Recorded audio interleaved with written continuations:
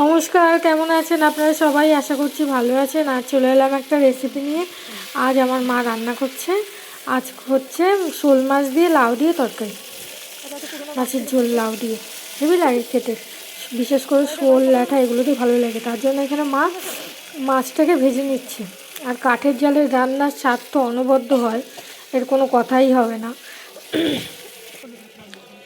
মাছটাকে নুন হলুদ মাখিয়ে ভেজে নিয়েছে।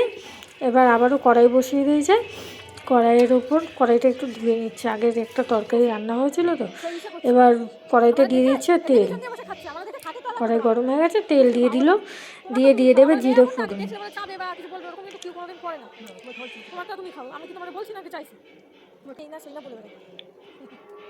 জিরে ফোড়ন দিয়ে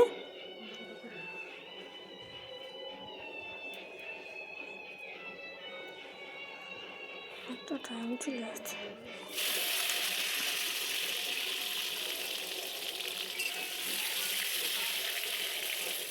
দিচ্ছে কেটে রাখা আলুটা দিয়ে আলুটা একটু ভেজে নেবে। তোমার ঠাকুমা দেখছে, বড় আমার বিয়ে দিল, ওনার কপাল আছে। এখনকার দিনে মানুষ ছেলের বউই দেখে না, ওনার কপালে নাতি বড় সুখ আছে।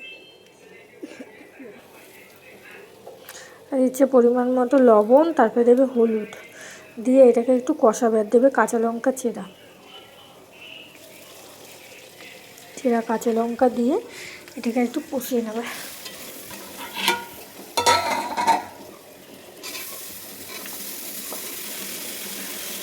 কষিয়ে দিয়ে দিল টুকরো করে কেটে রাখা লাউ, দিয়ে এটাকে আর একটু ভেজে নেবে।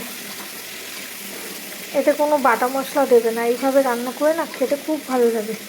শীতের দিনে রোদে বসে এরকম খাওয়ার মজাই আলাদা।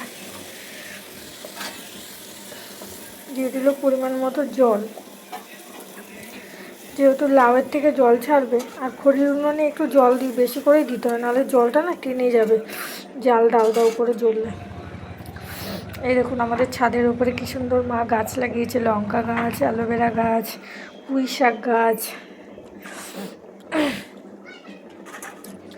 একটু নাড়াচাড়া দিয়ে আবারও ঢেকে দেবে।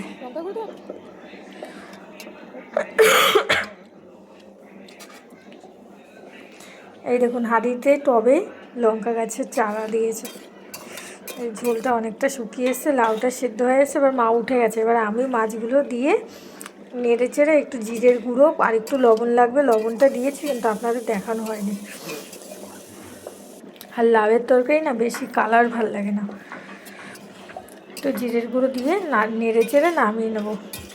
কেমন হলো আপনারা জানাবেন। লাইক, কমেন্ট, শেয়ার, ফলো এবং ইউটিউব থেকে দেখলে চ্যানেলটাকে সাবস্ক্রাইব করে আমার পাশে